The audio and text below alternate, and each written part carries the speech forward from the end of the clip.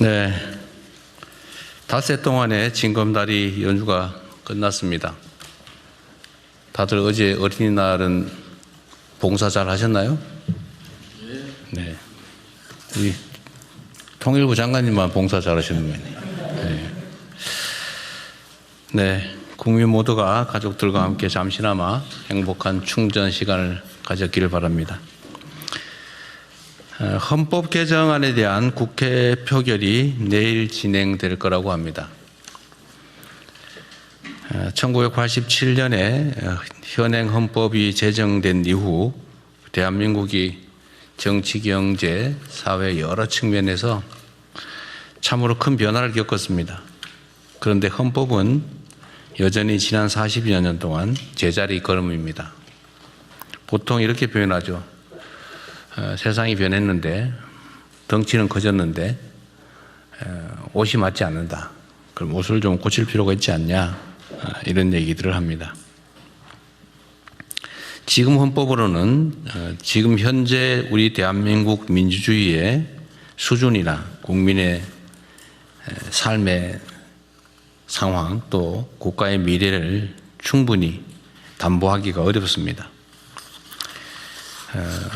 또 동시에 전면 개헌을 하기는 부담이 너무 큽니다. 또 정치적 이해관계가 엇갈리기 때문에 합의가 쉽지 않습니다.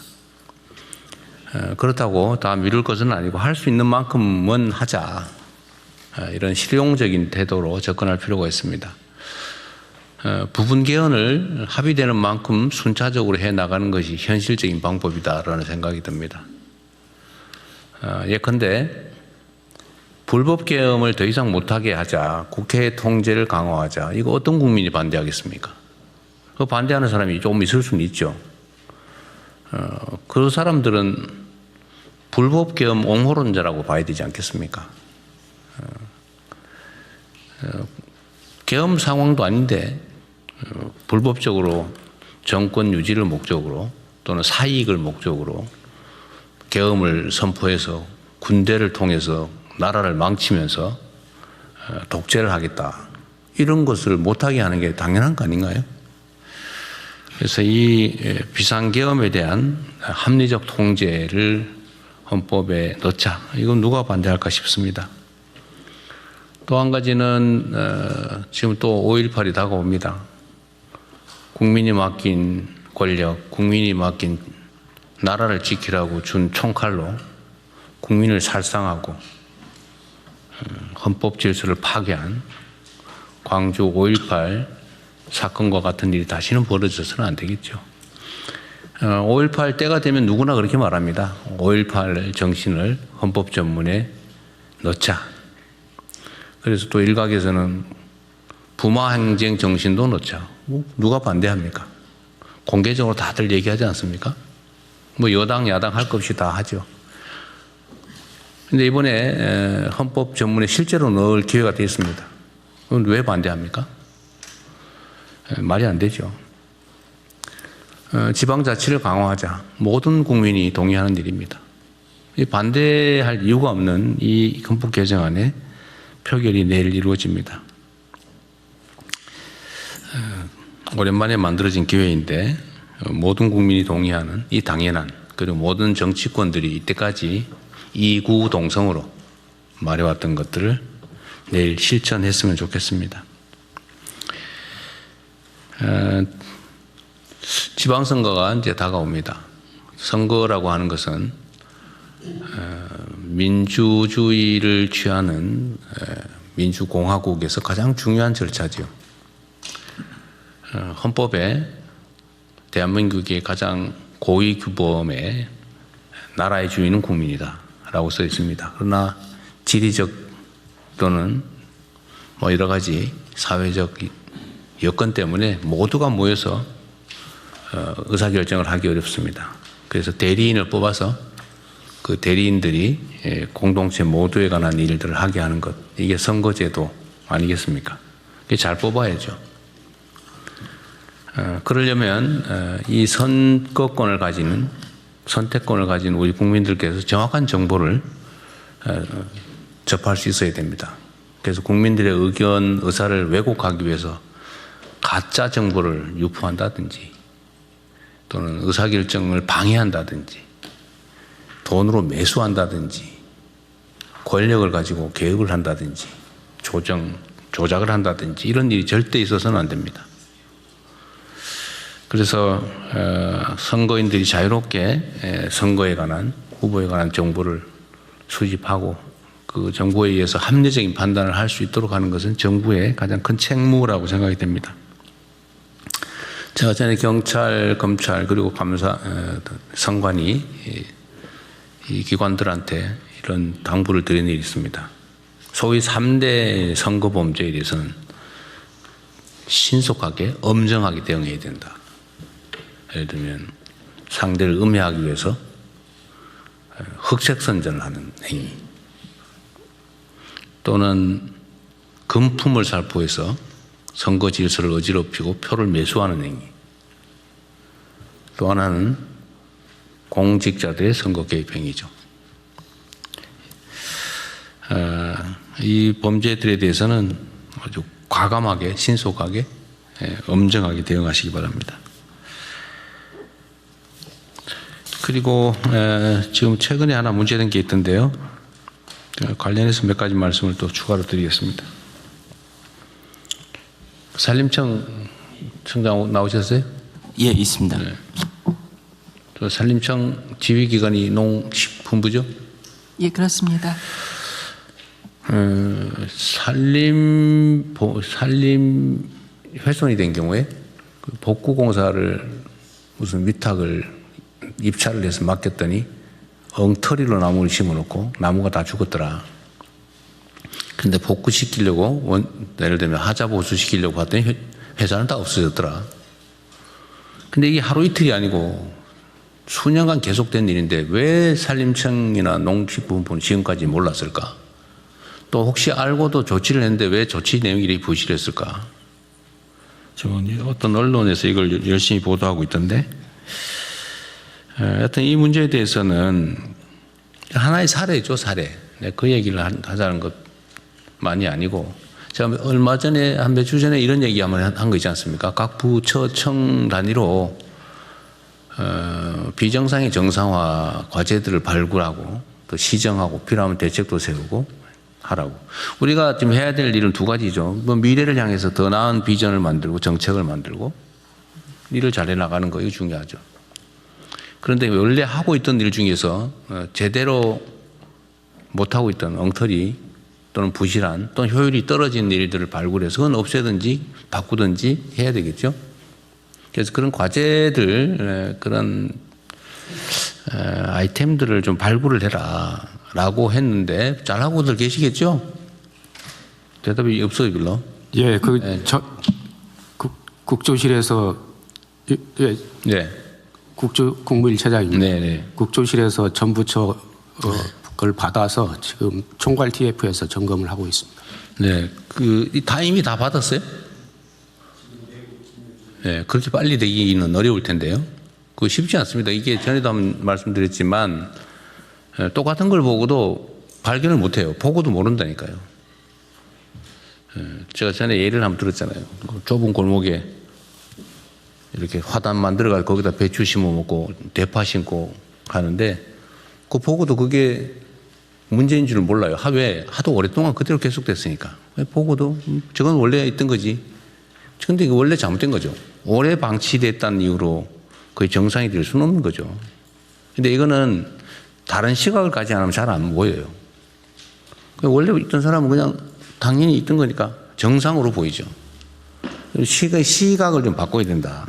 예를 들면 문제의식을 가진 사람들의 의견을 듣든지 아니면 현장을 솔직히 실제로 가보든지 아니면 전부 다 모여서 한번 정말 다 우리가 좀 비판적 시각에서 우리가 하고 있는 일들의 문제를 한번 찾아보자고 해서 다 털어보든지 뭐 어떤 뭔가 이런 기존에 해왔던 것과 다른 노력을 하지 않으면 안 보입니다. 열심히 하는데 다 헛스윙이에요. 그렇게 되면 안 된다는 거죠. 그래서 요거 시간을 제가 아까 비서실장한테 6월 중순 정도까지 해보는데 어쨌든 한 달, 한 반 정도, 지금까지 한 달은 됐을 텐데요. 그 사이에 좀 색다른 시각으로 좀 찾아보세요. 그러니까 이 산림청관 같은 이런 일이 벌어지는 거예요. 이거 몇 년 동안 했는데 그건 넘어왔잖아요, 지금. 왜 그걸 언론이나 소위 비판적인 야당 국회의원들이 자료 수집을 요구를 해서야 비로소 발견합니까? 그 제가 처음에 내가 취임 초에 이런 얘기 했잖아요. 야당에게 고맙게 생각해라. 언론에게 고맙게 생각하자. 왜냐하면 우리가 못 보는 것도 찾아주거든요. 그 전에 제가 이 지시도 나는데 나중에 한번 점검할 겁니다. 그 야당이든지 언론이든지 시민단체든지 무슨 전문가든지 지적했던 것들이 어떻게 시정되고 있는지 그 하고 계시겠죠, 다들. 언제 지적된 건 이런 게 있다. 이런 게 있는데 이건 이렇게 시정했다. 이런데 시정을 못하다. 아니면 지적이나 보도가 이런 게 오히려 문제가 있다. 이렇게 해서 정리를 해야죠. 그냥 적당히 넘어가면 안 되잖아요. 원래 국정감사나 이런 데서 지적된 것은 그 결과 보고를 국회에 하게 돼 있죠, 아마. 뭐 그러니까 나름대로 확인했을 겁니다. 근데 언론이나 민간에서 지적된 것 또는 민원의 형태로 제기된 거 이런 거를 체크했는지 잘 모르겠어요. 그래서 우리 막 정부에 연간 천수백만 건의 민원이 들어오잖아요. 그거 정말 보물창고 같은 겁니다. 그냥 귀찮아서 이렇게 하지만 뭔가 행정개혁을 하겠다, 좀 문제 있는 문제를 시정하겠다는 시각을 가진 사람 입장에서 그거 되게 고마운 거예요. 우리가 모르는 거 가르쳐 주잖아요. 우리가 존재하는 이유가 어쨌든 국민에게 더 나은 삶을 만들어주기 위한 거고 나라의 주인이 국민이라면서요. 꼭 국민이 이런 개별을 받아 있긴 하지만 이런 문제가 있습니다 지적하면 그게 개인적 이익을 추구하는 행위라면 모르겠지만 상당수는 구조적인 문제란 말이에요. 그건 고맙죠. 그걸 뒤져보면 우리가 해야 될 일이 잔뜩 들어있어요. 얼마나 좋아 그게. 보물창고 같은 거라니까요. 그 민원이라고 민원, 특히 집단 민원 이런 거 있잖아요. 저는 저한테 막 개인적으로 이거 문제입니다 그러고 보내주면 제가 가끔씩 메시지로 밤늦게 보내잖아요. 여러분들한테. 그거 고맙더라니까요. 지적해 주니까. 내가 모르는 거 가르쳐 주는 거잖아요. 기회죠, 기회. 어쨌든 그런 새로운 좀 시각으로 각자가 맡은 부처청이 맡고 있는 일들을 또 장관이나 이게 위원장이 다 알 수 없잖아요. 그거 알 수 없으면 다시 또 차관이든 실국장이든 또 과장이든 밑으로 내려갈 텐데 그 사람들한테도 제가 하는 얘기를 똑같이 나누면서 생각도 바꿔서 일선 실무자들까지도 내가 맡고 있는 일 중에 이거는 이런 문제가 있어. 적당히 넘어갈 게 아니고. 그래서 가장 말단에서 실무자가 제일 중요해요. 실무자한테 말을 하게 해야지. 말을 들어야죠. 그런 기회들 좀 많이 가지세요. 그래야 나라 살림이 바뀌죠. 우리가 무슨 기존의 다른 공직자들이 하는 거와 다른 완전히 무슨 초능력을 가진 것도 아니고 뭔가 더 나은 세상을 어떻게 만들어요. 우리가 특출한 능력이 있어서가 아니란 말이에요. 초인이 아니잖아요. 그냥 평범한 사람들이잖아요. 근데 더 나은 상황을 만들 수 있어요. 이런 관심을 통해서. 그래서 각자가 맡고 있는 좀 비정상적인 또는 비효율적인 일들을 최대한 찾아내서 그걸 교정하는 거예요. 손발이 좀 바쁘겠죠. 콩알 모으듯이 하자. 획기적인 한 방은 없다. 작아 보이는 일들을 많이 하는 거, 열심히 하는 거. 이게 진짜 성과를 내는 일이고 이 큰 변화를 만드는 길입니다. 그래서 이거 비정상의 정상화라든지 비효율의 효율화 이런 문제는 오늘 산림청 사례를 계기로 한번 전면적으로 다시 점검하죠. 그리고 이거 대책을 만들 때 그 산림청도 내가 그 국무회의 방에 말씀하신 것도 다 봤는데 제일 중요한 것은 무슨 행정제재, 형사제재 여러 가지 있죠. 근데 행정제재는 이미 효과가 없잖아요. 아니 회사 새로 만들어가지고 벌떼 입찰하듯이 해가지고 한 다음에 회사 없애버리고 또 가서 딴 muntu 만들고 그 언론에서 보도 잘했던데 표를 만들어서 봤더니 이렇게 임원들 이런 거 쫙 표를 만들 수 있잖아요. 요즘은 그거 너무 쉽거든요. 그 표를 만들면 이게 똑같은 사람이 다니면서 하고 있는 거예요. 그 몇 명이 해, 몇 명이. 전에도 내가 경기도에 무슨 부동산 그 쪼개기 투기하는 거 있잖아요. 막 땅 사가지고 쪼개가지고 팔고 나 도망가고. 그것도 다 법인 뒤져가지고 다 해봤더니 똑같은 몇 사람에서 회사 만들어 쭉 하고 있더라고. 표 만드니까 몇 사람으로 쫙 집중이 돼요. 이거 언론들도 다 하는 걸 왜 정부 부처는 못 하겠어요? 그 행정제재를 아무래도 소용없죠. 새로 만드는데. 그러니까 소용없고. 형사제재, 그 바지 사장 내세워가지고 그 조사받고 뭐 벌금 해봐야 벌금 몇 푼 나오고. 그럼 또 바지 사장 내서 또 만들고 이러면 되는데 그게 뭔 소용이 있어요? 그것도 몇 년씩 걸리고. 그리고 그 사이에 온갖 부정 비리가 발생하죠. 막 로비하고 막 정치인 쫓아다니고. 그게 부정부패 원인이 되잖아요. 그거 제일 깔끔하게 해결하는 거 돈을 뺏으라니까요. 입찰할 때 입찰 보증금을 확 올려요.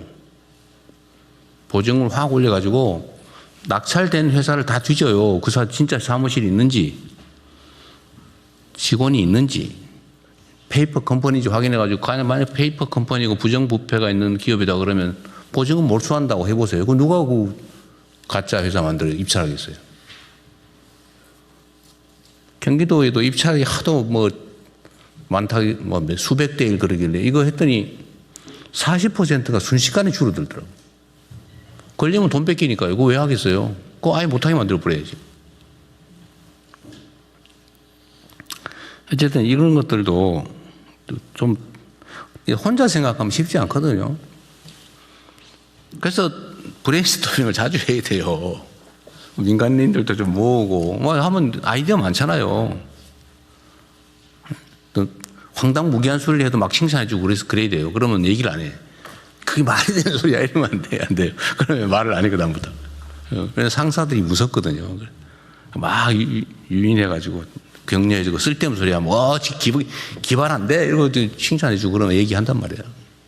그런데 거기에 보석들이 들어있습니다. 하여튼 경제적인 손실이 되게 하면 아무도 안 해요. 왜 다 돈 벌려고 하는 거니까. 하여튼 실질적인 대책을 좀 만드십시오. 그리고 이게 행정에 대한 신뢰가 중요한데 말하면 진짜 하더라 이런 확고한 믿음을 갖게 해야 돼요. 말하고 흐지부지 하던데 이렇게 하면 영이 안 써요. 그래서 말한 건 반드시 지켜야 됩니다. 저도 그 점은 분명하죠. 제가 시기가 언제인지는 모르지만 반드시 체크합니다. 저는 이거 한 거 어떻게 됐냐고. 물론 가끔씩 좀 늦어지는 경우는 있긴 하지만 여러분도 마찬가지예요. 뭐 당연히 잘 아시겠죠. 업무 지시하고 이러면 반드시 체크해야 됩니다. 그런 측면에서 이 계곡 정비하는 거 있잖아요. 행안부 장관님. 3월 말까지 한다 그랬죠 원래. 예. 아직 보고 못 받으셨습니까? 아니 그 제가 보고받는 거 별로 의미 없어요. 네네.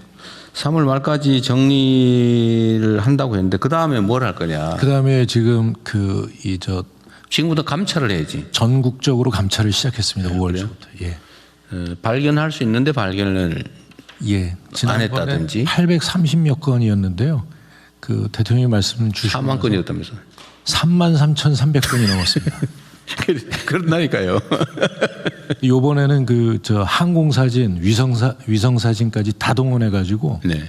또 AI 기술까지 동원해서 전국을 싹 스크린을 했습니다. 그러십시오. 이게 국정의 신뢰에 관한 문제예요. 권위에 관한 문제입니다. 예.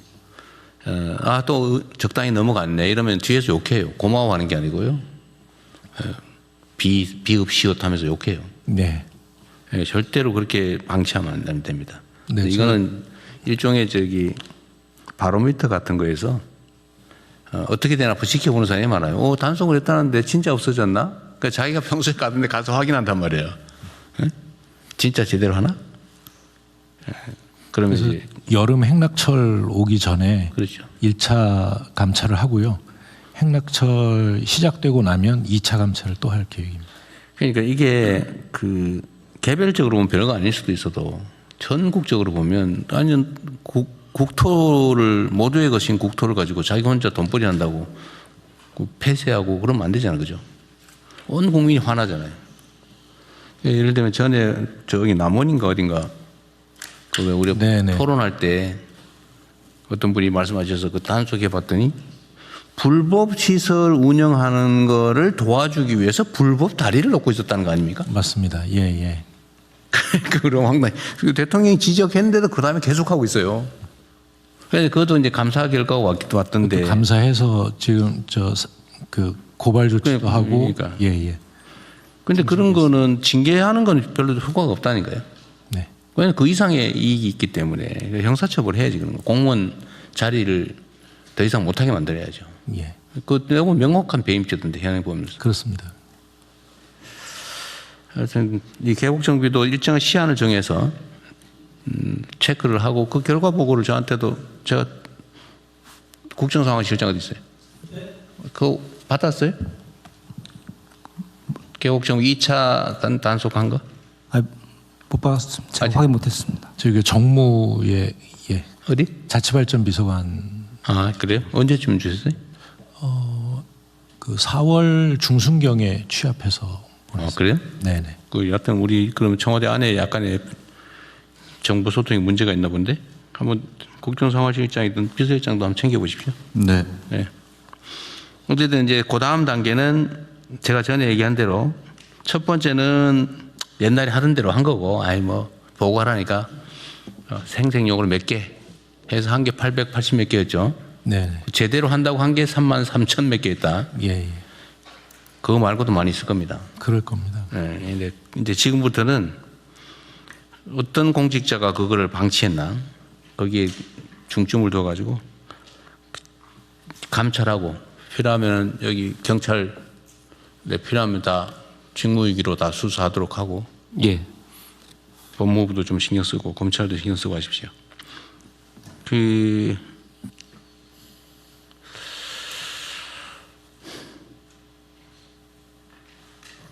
나도 이번 여름 전에 다 정비를 끝까지 하여튼 요거는 마지막 한 개 남을 때까지 네네. 행가부 장관께서 가끔씩 가보세요. 예, 저도 불시에 그 방문할 가보면- 점검을 할 계획이고. 가보면 있어요. 네네. 그리고 지금은 없어도 행락철 되면 또 만들겠죠. 장사할 욕심에 또 설치가 됩니다. 그다음에 즉시 철거는 하고 있어요.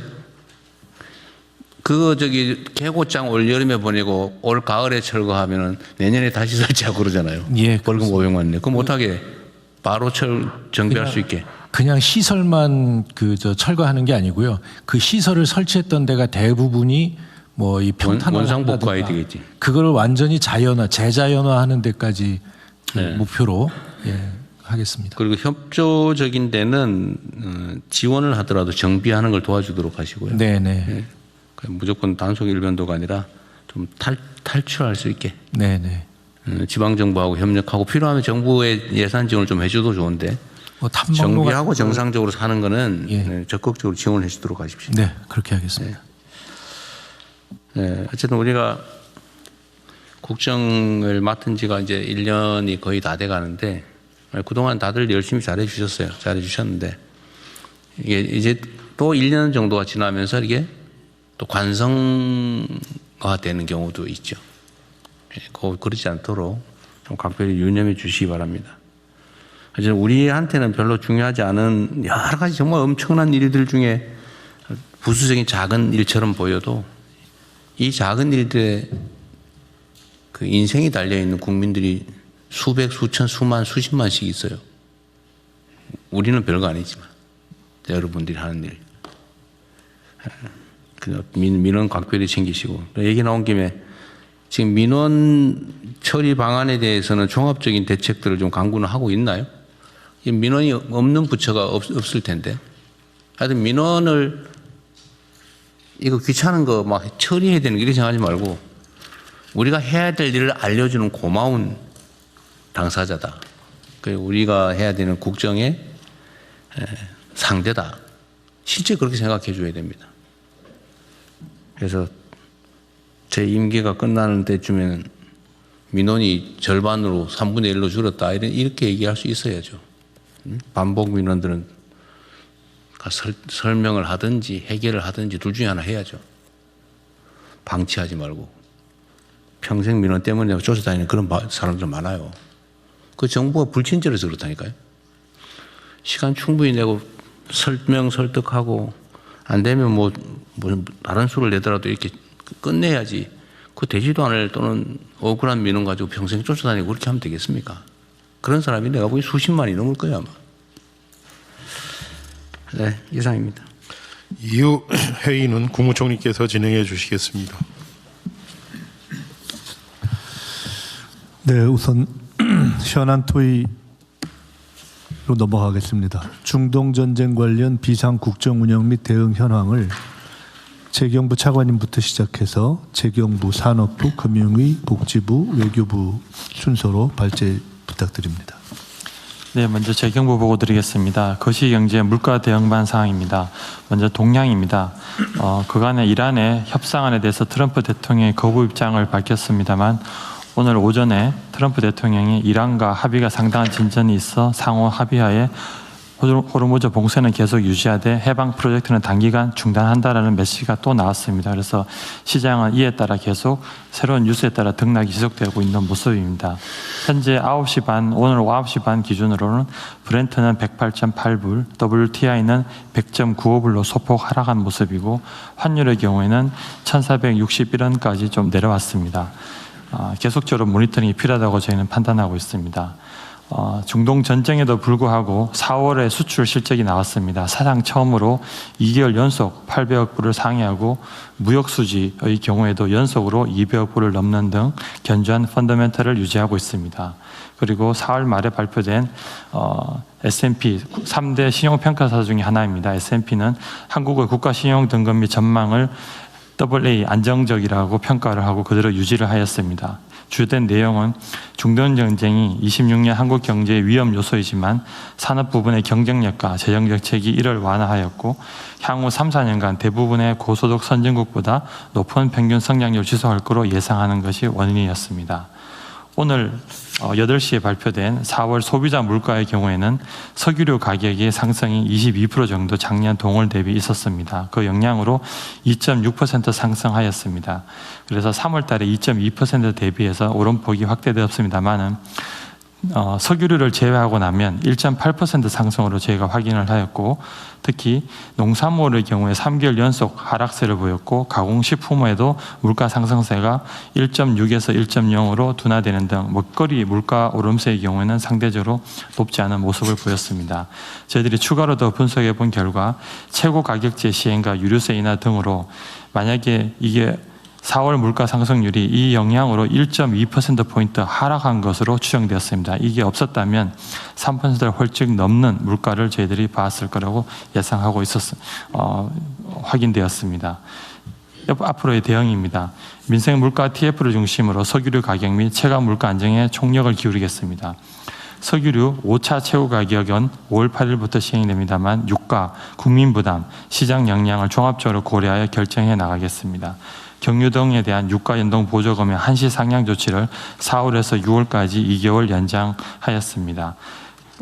그리고 민생 밀접 품목에 대해서는 가격과 수급 동향을 일일 점검하고 주요 농축산물에 대한 할인 지원도 지속해 나가고 할당 관세 담합 등을 통하여 불공정행위도 엄단해 나가겠습니다. 그리고 아스팔트에 대해서는 수급 안정을 위한 상생협약이 민주당의 얼지로위원회 중심으로 추진되고 있으며 차량 부재 동참 시에 자동차 보험료 할인은 5월 11일부터 접수를 할 계획입니다. 업계 민간의 협업 노력을 더욱 확산해 나가겠습니다. 그리고 고유가 피해 지원금을 신속 지급하는 등 기계획된 조치들을 차질 없이 추진하고 있으며 현장 에러를 면밀히 점검하여 추가 조치 사항을 적극 발굴, 보완해 나가겠습니다. 현재 5월 3일 현재 고유가 피해 지원금 1차 지급 대상의 76%가 지급 완료되었으며 5월 1일부터는 주유소의 연매출 제한도 폐지하였습니다.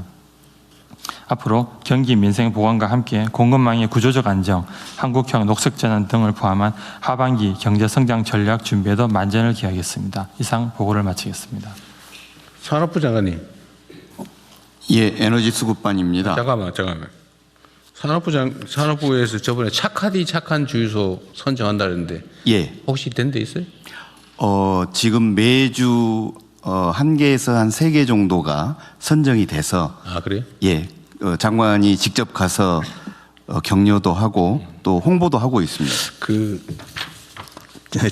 착한 주유소로 선정된데 현재 유류 가격, 소미 가격이 얼마인지는 혹시 아세요?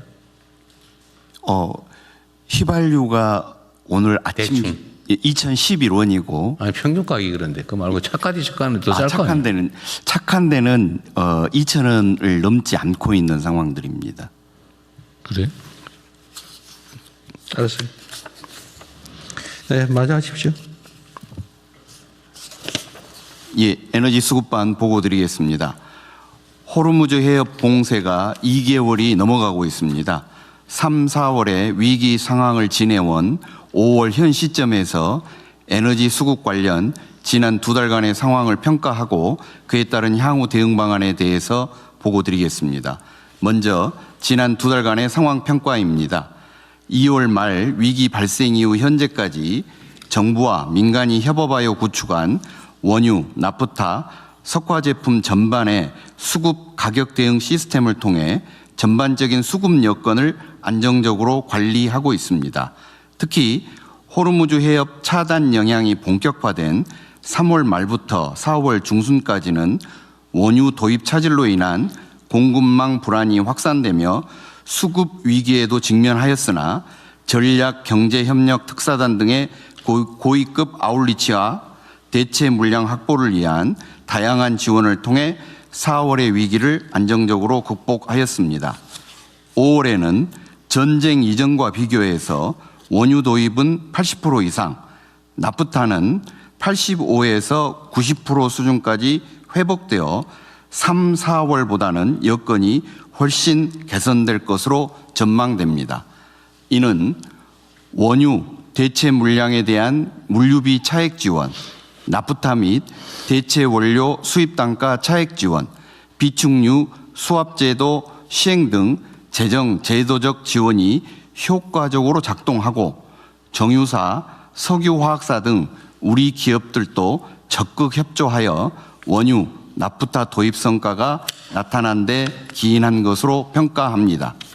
이와 같이 민관이 함께 노력하여 전체 원유, 나프타 도입은 많이 개선되었지만 나프타가 기초 유분, 석화 중간 제품, 최종 제품까지 공급되는 과정에서 일부 공급망 병목 현상이 발생할 수 있다는 우려는 여전합니다. 이에 관계부처가 함께 주요 품목별로 면밀하게 모니터링하여 신속 대응하는 체계를 계속 가동하겠습니다.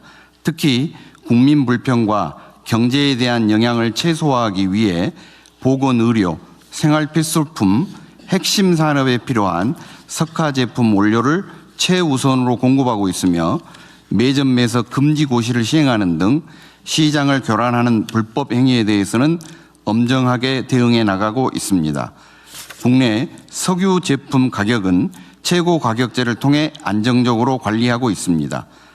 전쟁 이전과 비교해서 우리나라는 휘발유 19%, 경유 26% 수준으로 상승했으며 이는 미국과 비교해 보면 절반 수준 정도에 해당합니다. 다음 향후 대응 방향입니다. 먼저 중동 상황 장기화 가능성에 대비하여 현 대응 체계를 지속 운영해 나가겠습니다. 현재 위기 상황에 맞게 대체 물량 확보, 공급망 모니터링, 수출 내수 조정 등 수급 관리 조치를 지속하겠습니다. 또한 중동 정세 불확실성과 국제 유가 변동성이 계속되고 있는 만큼 민생 안정과 취약계층 보호를 위해 최고 가격 제도는 당분간은 유지해 나가겠습니다. 또한 이번 중동 전쟁의 위기를 또 하나의 기회로 삼아 원유 공급망을 근본적으로 다변화하기 위한 전책 노력도 지속하겠습니다. 특정 지역의 높은 의존도를 완화하기 위해 중동산 외 원유 도입을 지원하고 정유사가 중동산 외에 다양한 유종을 처리할 수 있도록 설비 개선토록 유도하겠습니다. 아울러 비축시설 증설을 통해 비축 규모를 확대하고 비축유의 유종도 다변화함으로써 위기 대응 기반을 보다 견고하게 구축해 나가겠습니다. 이상입니다. 지금 매점 매석 대응에 관해서 지금 뭐 주사기나 뭐 이런 게 매점 매석하는 게 가끔씩 발각이 되는 모양인데 이게 다 돈 벌려고 하는 거죠? 예. 이게 이거 저기 매점 매석하면 매점 매석 대상이 된 물품에 대해서는 몰수예요? 예, 몰수 가능하게 돼 있습니다. 몰수? 아 근데 저 민정수 총장한테 얘기 들어보니까 몰수를 하면은 그만큼이 물량이 잠기기 때문에 왜냐하면 몰수해 놓으면 이제 묶어 놓는 거잖아요. 예, 법원의 조치가 있어야 있어야 다시 되니까. 풀려나갈 수 있습니다. 그래서 그 대응 대책으로 몰수를 안 하고 추징을 한다고? 그 혹시 관련 붙였는 내용 아세요? 몰수를 하면 오랫동안 묶여 있는다. 근데 그냥 놔두면은 안 되고 내가 저 50억 원어치 사모아 놨다가 안 팔고 있으면 그거 다 몰수할 수 있는 거 아니에요? 예. 그래서 실제로 저희가 조치를 할 때 긴급 수정 조치까지 같이 하기 때문에 어떤 그 몰수 전에 이거를 이렇게 옮겨라라고 명령도 같이 할 수 있습니다. 그래서 아까 민정수석 말씀은 그거를 일단은 정처분하게 하고 처분액만큼을 추징을 한다고 하던데 왜 관련 부처는 모르고 있을까요? 식약처장입니다. 네. 지금 주사기 같은 경우에 있어서 지금 매점 매석에서 150%를 초과해서 5일 이상을 이제 보관한 경우에 있어서는 고발 조치를 하고 있는데요. 그 고발 조치를 한 데 있어서 이미 150% 초과한 것들은 온라인으로 판매를 하거나 그렇게 해서 시장으로 일단은 팔 수 있게 하고 그렇게 조치를 해서 일단 시장으로 풀리는 거는 하게 하되 또 그 지금 경찰에서 수사 의뢰는 하고 있습니다. 그러니까 추징을 하는 명확한 방침을 정해서 시장에 알려줘야죠. 네, 옛날에는 내가 보기에는 전에는 이런 규정이 있는지도 잘 몰랐던 걸로 봐서는 매점 매석 잘 있지도 않았겠지만 매점 매석하면은 그냥 단속해가지고 처벌 절차만 하지 몰수는 안 했던 것 같아요. 몰수 추징. 몰수가 아니라 이것은 그냥 시장에 판매하라고 시정 명령을 하는 것입니다. 저희가 시장 그래가지고 소용이 없다니까요.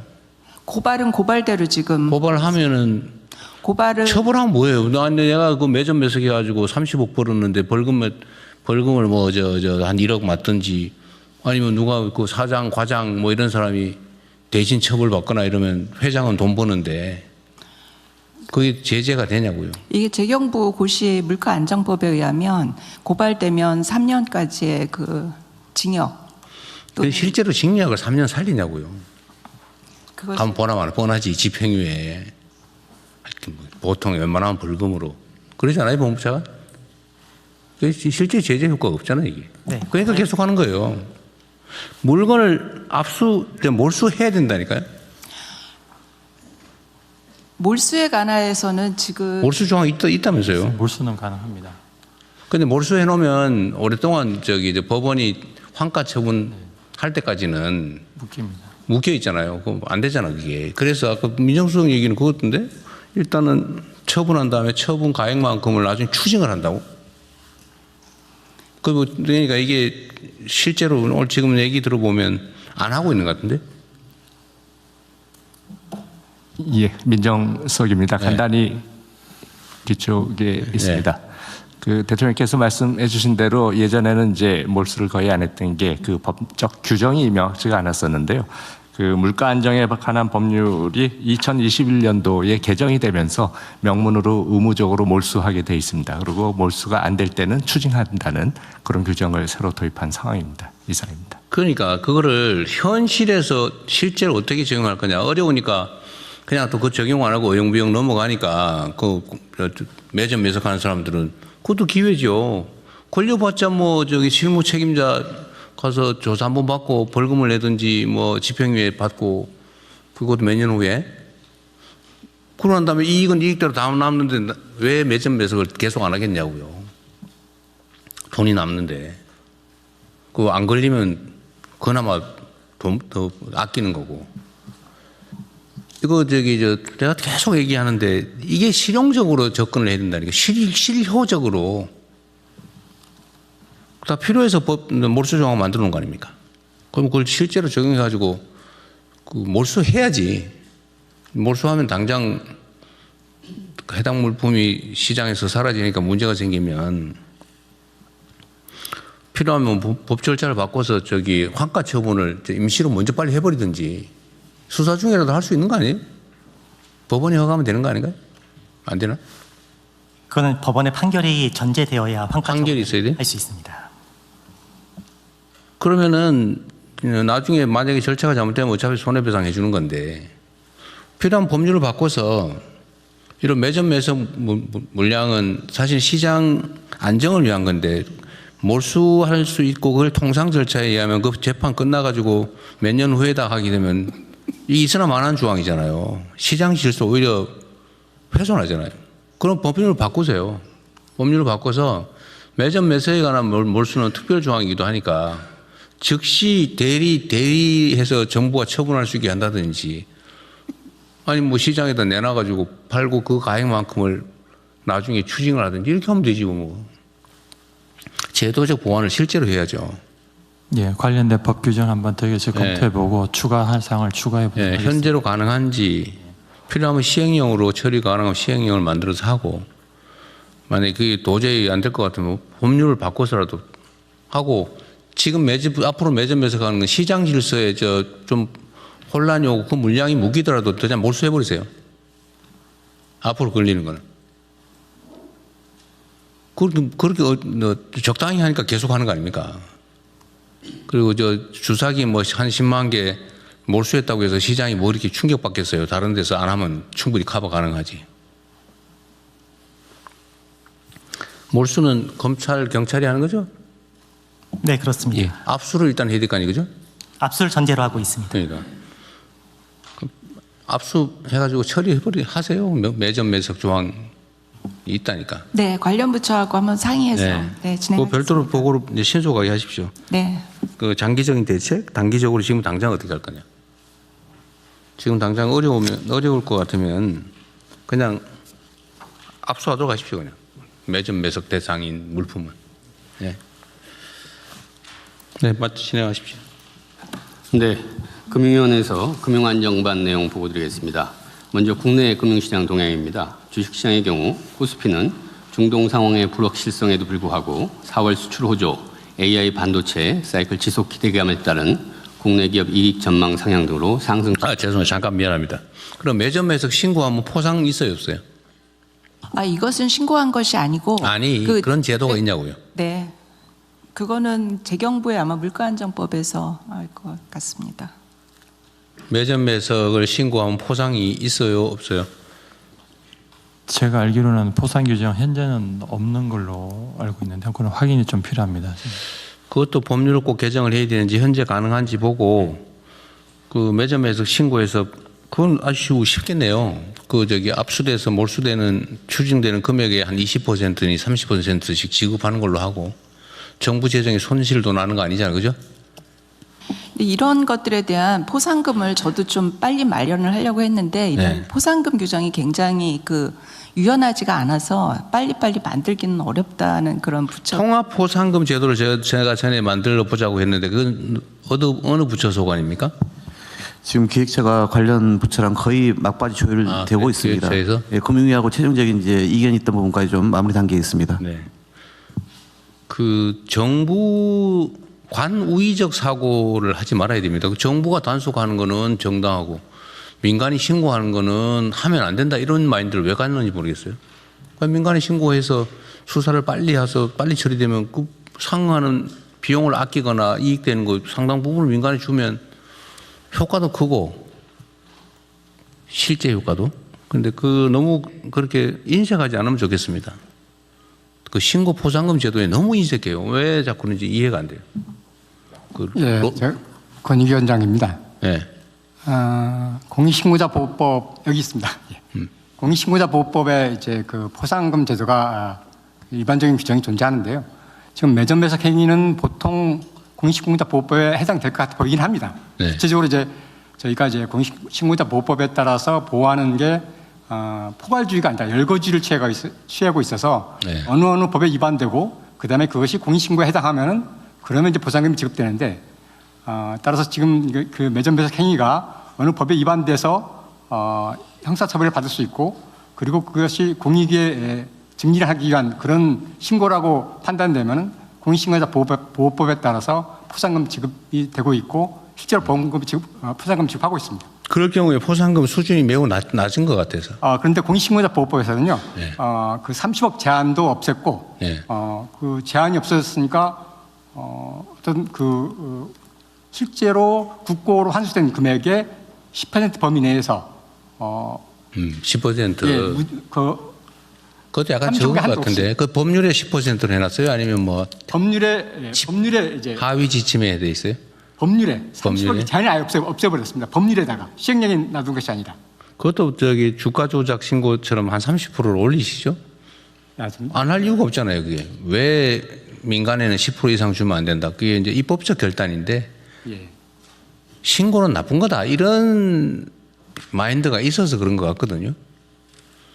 네, 좀 검토를 해보겠습니다. 그거 제가 보기에는 신고해서 한 50%씩 준다 그러면 매점 매석하는 회사 직원들이 다 그거 신고해가지고 돈 벌어서 평생 먹고 살 텐데 그 어느 회사에서 할 수 있겠어요? 일반 예방 효과로는 최고일 것 같은데. 그리고 국고의 수입이 늘어나는 경우에 그 지급하는 것이기 때문에 뭐 국고의 그러니까 손실도 없고 뭐 범죄 예방해서도 좋고 개인은 돈 벌어서 좋고 소득 재분배에도 좋고 시장 활성화에도 좋고 안 할 이유가 없어 보이거든요. 그런데 이제 우리가 이제 유교 국가라서 다른 사람 나쁜 짓 하는 거 신고하는 건 그 부도덕하다 이런 전통적 관념이 좀 있는 것 같아서 그런 거예요. 그런데 그것도 한번 내보고 이걸 종합적으로 여기 식약 처장이 소관이기도 하니까요. 네. 다른 부분도 있긴 하지만 어디서 할까요? 이거 통합적으로 지금 물가 담당하는 물가 담당에서 하십시오 그러면. 여기서 각 부처 의견 지금 대충 얘기 들어봤으니까 실효적인 방안을 만들어서 내보세요. 예, 그렇게 필요하면 제도를 바꾸면 되고요. 예. 네. 계속 하십시오. 네, 계속해서 보고 드리겠습니다. 네, 코스피는 상승 추세인데요. 여기 보시면 5월 4일 6,937포인트로 역대 최고치인데 오늘 같은 경우는 7,000을 뚫었습니다. 그리고 지금 9시 50분 현재 한 7,300까지 역대 최고치를 경신하고 있습니다. 네, 주요국 증시 비교해 보면 4월 중에 우리가 30.6% 상승했고요. 26년 전체로 봐도 64.6%로 주요국 가운데 가장 높은 상승률을 보이고 있습니다. 채권 시장의 경우 윗비 자금 유입으로 하락하던 국내 금리는 미 FOMC 결과 및 고유가 지속에 따른 글로벌 금리 움직임과 연동하며 상승하는 모습입니다.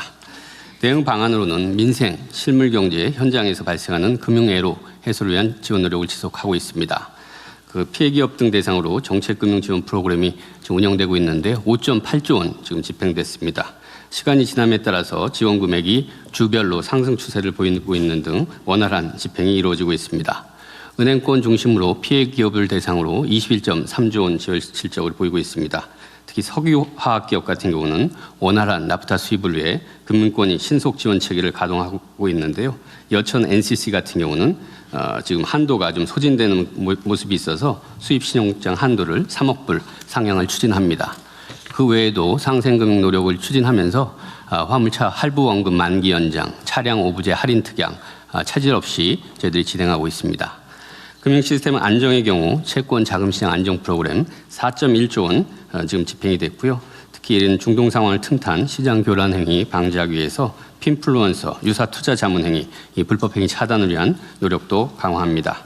그리고 마지막으로 금융업권별 스트레스 테스트 실시 결과가 나와서 관계 기관 간에 지금 공유를 했고요. 계속해서 위기 상황 확대 가능성에 대비한 선제적 리스크 대응 노력을 강화해 나가겠습니다. 이상 보고 마치겠습니다. 네.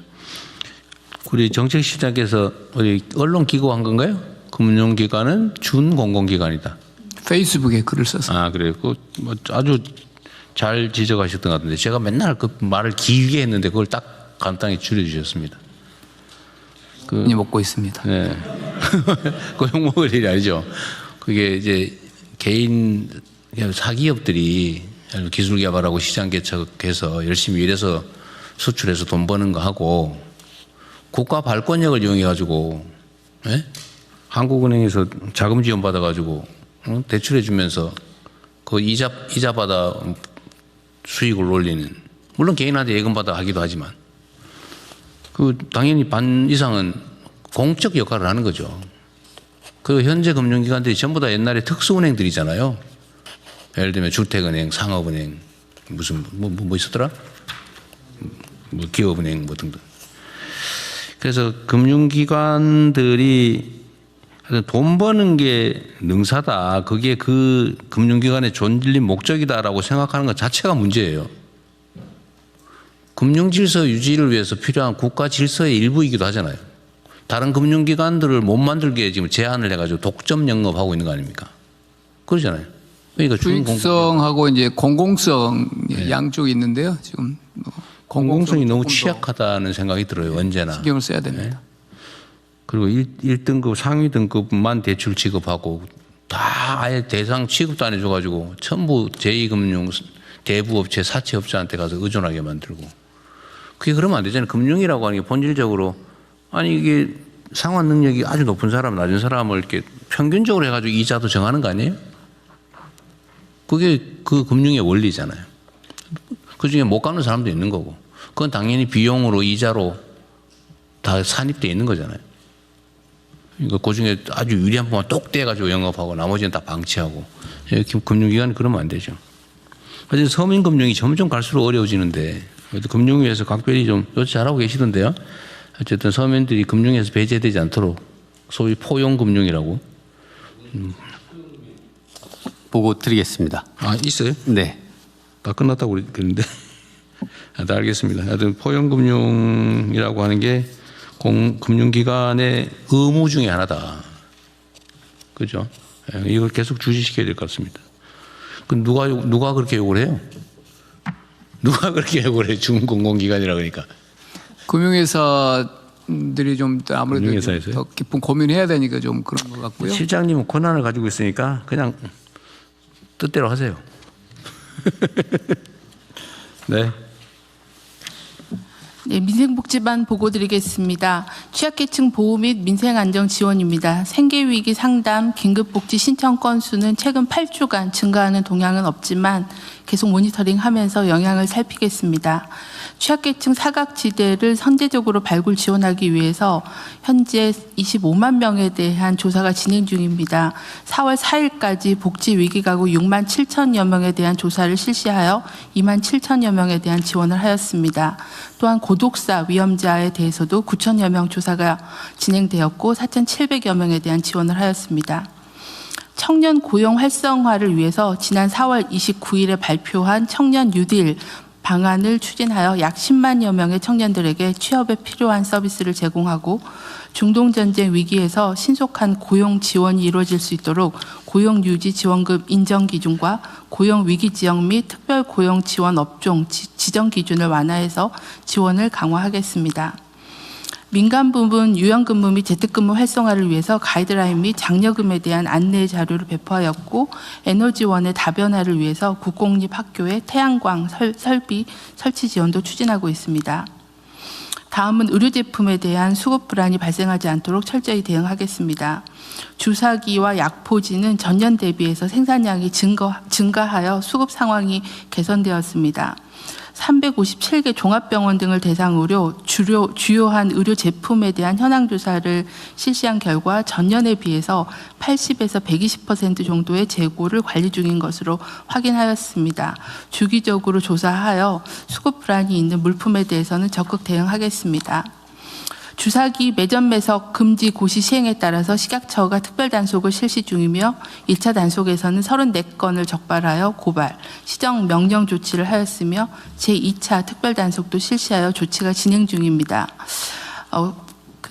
단속 과정 중에서 확인된 주사기 과다 구입이 의심되는 의료기관에 대해서도 점검을 추진하고 있습니다.